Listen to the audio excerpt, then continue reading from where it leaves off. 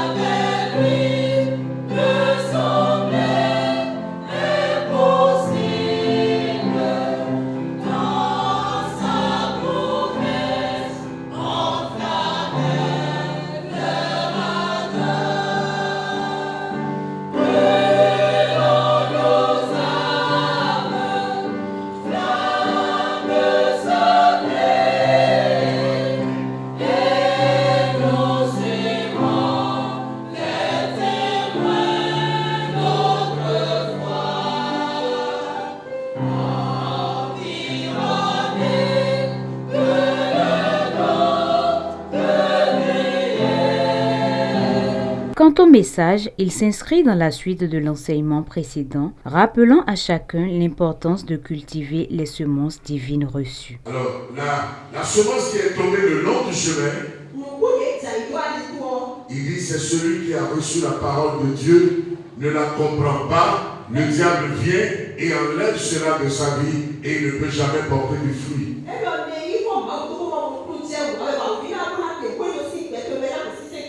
Nous sommes tous en train d'écouter la même parole.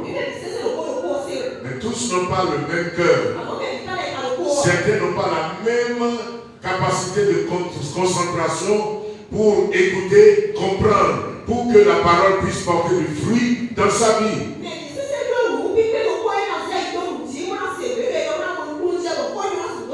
Pour certains, quelle heure fait-il? Il faut que je rentre. J'ai tel programme. Il y a des choses plus importantes que Dieu pour eux. Je ne dis pas que nous ne devons pas avoir de programme. Mais Dieu, il est le maître des temps et des circonstances. Dieu seul sait. Si cette personne que tu veux rencontrer, tu créeras tous les ennuis du monde et tu te retrouveras en prison.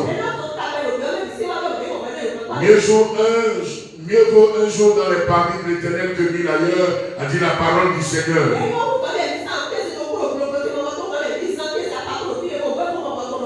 Celui qui a reçu la semence sur un endroit pierreux, parce que la semence a germé et poussé, mais elle n'a pas eu de racines,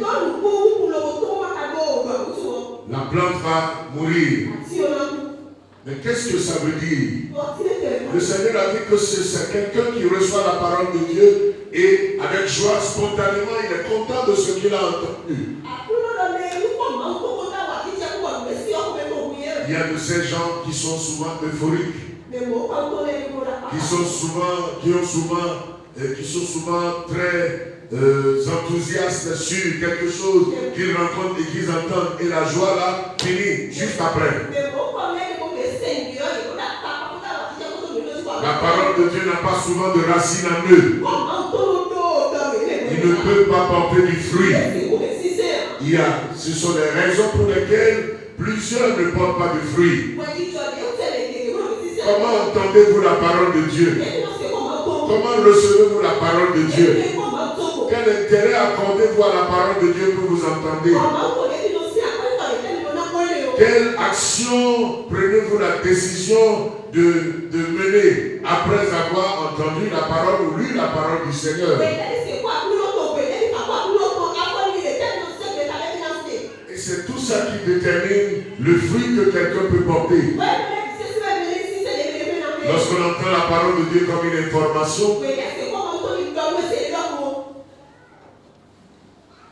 ça finit et vous continuez votre vie comme bon vous semble. C'est un culte riche en enseignements qui s'est achevé dans la prière. Jésus est sauveur. Jésus est libérateur. Jésus est guérisseur. Jésus est quelqu'un qui pourvoit aux besoins et qui bénit les autres.